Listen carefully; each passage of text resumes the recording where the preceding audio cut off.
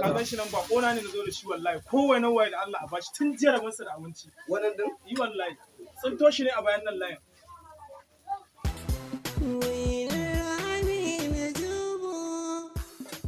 kuma nan malam ban tanda malam ka ta so shi san ka ci za Salamu alaikum. Ni ne Tuba Suya Center. Aiki a Kalawa. Alhamdulillah.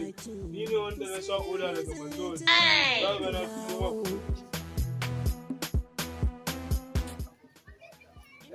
yauwa alhamdulillah haka ne. saboda daɗi kuma ga armashi ko shi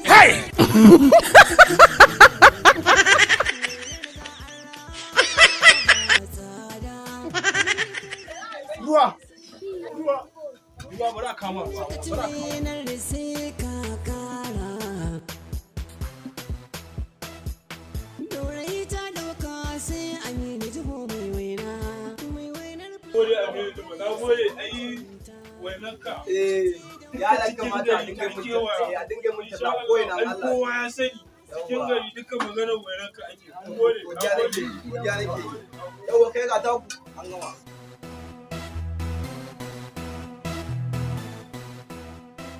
ruwa abokina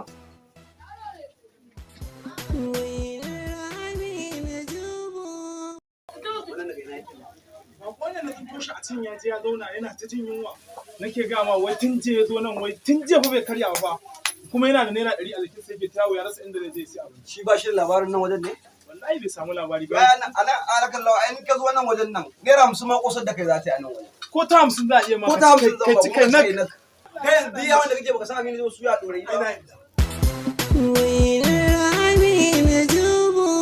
Assalamu alaikum. Masu bukatar waina mai daɗi ku garzayo kafa da kafa layin Alhaji dan kaka da ke ɗorayi wajen Aminu Jibo Suya Center.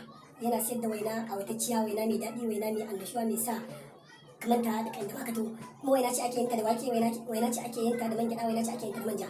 Ga wa'inda kuma suke nesa ba za su iya samun damar zuwa ba. To akwai lambar waya akan wannan bidiyon za su yi kiran waya za a kawo musu har can oda kenan.